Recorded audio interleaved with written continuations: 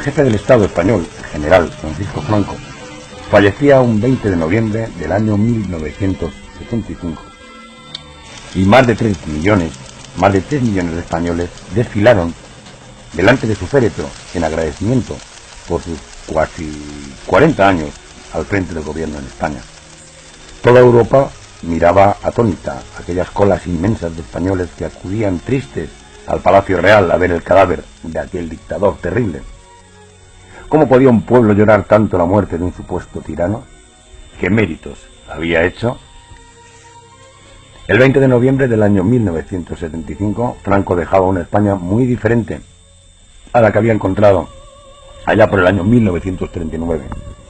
De los escombros de un país arruinado por la guerra tercermundista y de un Banco de España del cual socialistas y comunistas habían robado todas las reservas de oro, entregaba una España totalmente industrializada, convertida en octava o en novena potencia mundial, con una agricultura pujante, la primera de Europa, siendo socios preferentes en aquellos tiempos de la Comunidad Económica Europea y teniendo la segunda flota pesquera más grande del mundo, con un ejército de 3 millones de soldados que estaban todos siempre movilizados, con una armada española que estaba entre las 8 más importantes del mundo de aquella época, con toda la cúpula, terroristas, etarras, estaban en la cárcel. Esto es importante. Con toda su red eléctrica y de comunicaciones en manos del Estado, no en manos de capital privado como ha ocurrido ahora, señores liberales. Con todos los hidrocarburos, recordemos la CAMSA, la compañía monopolio arrendataria de petróleo, la CAMSA, también propiedad del Estado, señores liberales, que votáis al PP y antes decíais que era franquistas. El mismo Estado, señores liberales, durante Franco, era el que fijaba los precios de los combustibles, del gasoil, del gas, de la gasolina. Con una banca pública, nacional, también estatal, señores liberales, muy importante, importantísima, poderosísima en el sector bancario español, que daba créditos muy bajos a los trabajadores para que pudieran comprar sus vehículos, sus viviendas. Estaba la caja postal de ahorros, estaba el banco hipotecario, y con un Estado que fijaba los tipos de interés a la banca privada. Ojo, el Estado era quien fijaba los tipos de interés a la banca privada. Estaba prohibida la usura. Los bancos extranjeros también estaban prohibidos en España. España no reconocía por aquellos días al Estado de Israel y tenía un trato muy cordial con los países árabes musulmanes, lo que habían propiciado que los españoles no sufriéramos embargos de crudo, al contrario que les ocurrió al resto de los países europeos durante aquellas guerras árabe-israelitas del año 1967. Los españoles eran básicamente todavía cristianos y católicos, la mayoría de ellos íbamos a misa los domingos, y los valores de esta religión eran las que inspiraban las leyes del país, así como también el código de comportamiento social, muy arraigado. La pornografía y las drogas estaban en España, al igual que hoy en Corea del Norte, naturalmente, rigurosamente prohibidas. Un genial escultor llamado Arno Breker decía ya por los años 50 que los españoles éramos los últimos hombres con honor que todavía quedábamos en Europa. Los trabajadores españoles teníamos un solo sindicato de inspiración nacional sindicalista que velaba por nuestros derechos laborales. Lo normal en aquellos días era que los españoles, cualquier español, se jubilara en la misma empresa en la que había entrado a trabajar en su juventud, porque el trabajo era fijo. El Estado hacía que esto fuera posible porque había una legislación que aseguraba el trabajo fijo por ley a todos los españoles. El Estado, siempre el Estado, señores liberales, que hoy votáis al PP y que os llamáis todavía franquistas, es que me asombra de verdad. El Estado fue quien creó y el que hizo posible que la sanidad fuera universal por primera vez en la historia de España para todos los españoles. Por primera vez también en la historia de España se reconocía a los trabajadores 2 pagas extraordinarias, la del 18 de julio y la de Navidad. Se reconocía también por primera vez en la historia de España, no ocurrió con la República, señores rojos, se reconocía el derecho también a un mes de vacaciones pagados, y se implementaba un completo y complejo sistema de pensiones que cubriría y que cubrió de hecho a todos los trabajadores españoles. Hasta el año 1976 el desempleo fue prácticamente desconocido en España. Óiganlo bien, con papá Estado controlándolo todo, señores liberales, No aumentó el paro, todo lo contrario, no hubo paro en España. En muchas ocasiones eran las propias empresas las que daban créditos a sus propios trabajadores para adquirir viviendas. Pero esto no lo hacían las empresas porque fueran muy buenas, lo hacían las empresas porque estaban obligadas por ley. El franquismo construyó, además, el Estado, más de 3 millones de viviendas. Aquí en este mismo canal podéis ver los vídeos que hablan sobre ello. Viviendas de protección oficial, desde los años 50, finales de los 50, principios de los 60, hasta 1974-75, en el que Franco muere. La democracia, es decir, a partir del año 78, jamás ha realizado nada semejante, ni lo hará, no lo esperéis.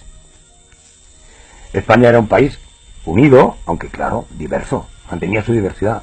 Solo había un partido, el Movimiento Nacional, y por tanto no existía ningún otro, y mucho menos partidos nacionalistas, ni lógicamente separatistas.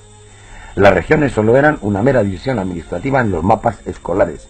No existían, lógicamente, autonomías, aunque había ciertos conciertos económicos, forales, en Navarra y en Álava. Recuerdo de aquellos fueros antiguos del medievo. Los motores económicos de España eran básicamente Madrid, las Vascongadas y Cataluña. Castilla quedaba dividida en dos regiones, que la Castilla la Vieja al norte, por encima de Guadarrama, y Castilla la Nueva, sin reconocimiento institucional, pero sí identitario. Por ejemplo, en aquellos días los madrileños, los cántabros, los riojanos, etcétera, todavía nos sentíamos plenamente castellanos. Durante los años 50 incluso, se publicaban aquí en España libros en catalán y en euskera. La sección femenina del movimiento de la Falange se encargaba de recuperar, de proteger y de fomentar el folclore de todas las regiones de España. Y a partir de los años 50 comenzaba un éxodo de las zonas rurales del centro del país hacia la periferia, que ya no se detuvo hasta el día de hoy. Pueblos y villas importantes de la Edad Media quedaron desiertas en amplias zonas de Castilla, León y de Aragón.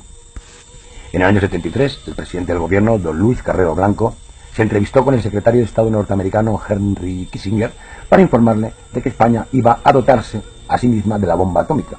España ya tenía centrales nucleares como la de Zorita desde el año 68. Kissinger expresó su negativa a que España pasara a ser una potencia nuclear. Con estas palabras: España, cuando ha sido importante, se ha vuelto peligrosa. Eso fue lo que dijo Kissinger a Carrero. ¿Y sabéis lo que le respondió Carrero? Carrero Blanco le advirtió de que España tendría la bomba atómica con o sin su permiso, con o sin el permiso de los yanquis. Ahora, ¿qué le pasó a Carrero? Pues unos pocos meses más tarde, la CIA, en colaboración con la banda terrorista ETA, cipayos de la anterior organización, asesinaron a Carrero Blanco. Carrero Blanco voló, recuérdenlo. Mientras tanto, en la Comisión Trilateral y en el grupo del Club Bilderberg, organizaciones ambas masónicas y sionistas, se planeaba el futuro de España tras la muerte de Franco, y se decidía el establecimiento de un régimen de democracia liberal, implantada tras una constitución que garantizara el régimen de economía capitalista liberal y la división de España en territorios autónomos. Ya lo tenían todo pensado en el año 76. Las 100 familias capitalistas que habían sido y habían vivido sometidas al Estado durante el franquismo sin quejarse, patronal y banca privada, pactaron en secreto con la oposición al régimen, comunistas y socialistas y liberales. Acordaban el reparto de la tarta nacional. Todo ese sector público, construido con esfuerzo de los españoles durante 40 años, iba a ser troceado y vendido durante los gobiernos de los traidores Felipe González y Aznar, básicamente al capital extranjero. A veces también nacional, pero al capital privado en todo caso. Nuestra agricultura y nuestra flota pesquera iban a ser reducidas a la mínima expresión y nuestra industria iba a ser desmantelada en su totalidad para poder entrar, nos decían, como miembros de la Unión Europea. Nuestro ejército también había de ser reducido a la mínima expresión. De hecho, Aznar, la derecha, fue quien liquidó el servicio militar obligatorio. El pueblo en armas era un logro, decían, de la Revolución Francesa. Pues en esto los liberales también se olvidaron de ello. Y hoy hasta tiene que vender España uno de los portaaviones más famosos, el Príncipe de Asturias, porque dicen que está obsoleto, mientras que lo cierto es que los recortes han dejado a la Armada española apenas prácticamente sin dinero. España se retiró cobardemente del Sáhara, como ya hemos contado en otros vídeos, en el año 75, abandonando a los saharauis a su suerte, que fue muy mala, muy pésima, muy negra, y siguiendo las órdenes de los Estados Unidos a través del nuevo jefe de Estado, un tal Juan Carlos I, al que llamaban Rey de España. Desde entonces el ejército español ha estado controlado constantemente por los Estados Unidos e Israel a través de la OTAN, organización en la que España entró definitivamente en el 83 tras un pucherazo descarado en el referéndum que hizo Felipe González, el otro traidor, ese mismo año. Durante la última legislatura de Felipe González, hablando de él, se legalizaron las empresas de trabajo temporal. Empresas de trabajo temporal, es decir, compra, venta, alquiler y préstamo de trabajadores, que estaba prohibido radicalmente con cárcel durante el franquismo. Con cárcel estaba prohibido. En el año 85 el PSOE también legalizaba el aborto en España, vulnerando, dicen algunos, la propia Constitución, que decía que reconocía el derecho a la vida, pero me importa un carajo la Constitución. Aznar alentaba en el año 96 la entrada masiva de inmigrantes con 3 objetivos. El primero, traer mano de obra barata a España, liquidando los derechos laborales que los trabajadores españoles habían obtenido durante el franquismo, y plegarse a las exigencias del plan Kalergi, que es un plan que, como todos sabéis, lo que entráis aquí, planea suplantar a la población autóctona europea por otra mezclada con extranjeros venidos del tercer mundo. En solo 4 años entraron en España más de 3 millones de inmigrantes sin que se les exigiera ni tan siquiera un miserable contrato laboral o un certificado de penales ni de vacunación. Tendencia que ha seguido durante el gobierno de Zapatero hasta hoy, cuando tenemos ya reconocidos al menos, dicen, 6 millones de inmigrantes y 1.200.000 ilegales. Eso es lo que dicen las cifras, a saber, ¿no? De cada 10 euros de nuestra sanidad, de la sanidad española, la que pagamos los españoles y la que construyeron nuestros padres, 7 de cada uno de esos 10 euros, 7 euros, se lo comen los inmigrantes. En el año 98, nuestra caja postal, aquella banca pública argentaria, fue vendida al banco BBV, creándose el BBVA, la A venía de Argentaria. Pero fue vendida a capital privado. Desaparecía así nuestra banca nacional, nuestra banca pública española. En el año 99 España adoptaba el euro como moneda y perdíamos absolutamente toda nuestra soberanía económica y por tanto también nuestra soberanía política, señores liberales. España, a partir de la Constitución del año 78, quedaba dividida en autonomías, siguiendo el dictamen naturalmente de Bilderberg y de la Trilateral.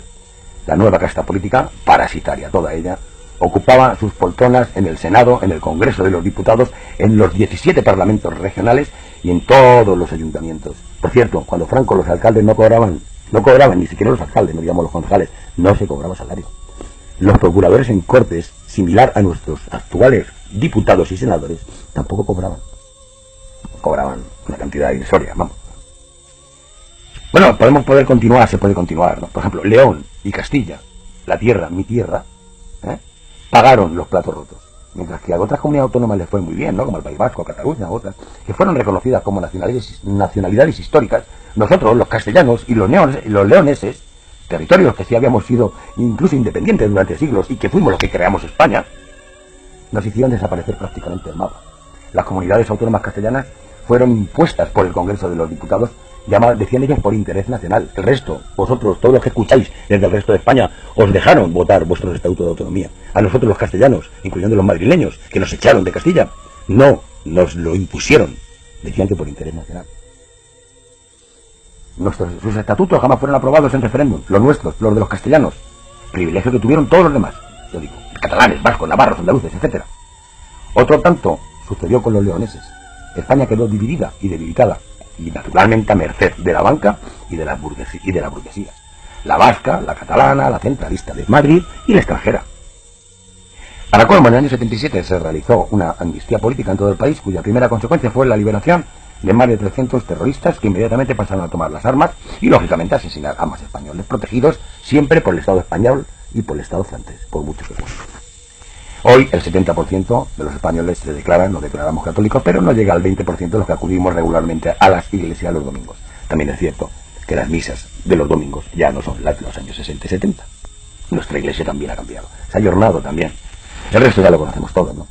Podríamos seguir hablando de muchas más cosas que nos hemos dejado por el camino de estos últimos 35 años, como por ejemplo las universidades laborales o el sistema educativo que tenía el franquismo. Pero tampoco quiero deprimiros más. También se podrían matizar ciertos aspectos, pero a grosso modo esto es lo que ha pasado en España tras la muerte de Franco. Por aquel camino hemos llegado a donde ahora estamos. De aquellos barros proceden estos lodos. Una vez más reiteramos que lo que ya dijimos hace unos días, España no necesita un 15M, necesita un nuevo 2 de mayo y necesitamos tener la conciencia de que tenemos que volver otra vez por los pasos del Estado Nacional.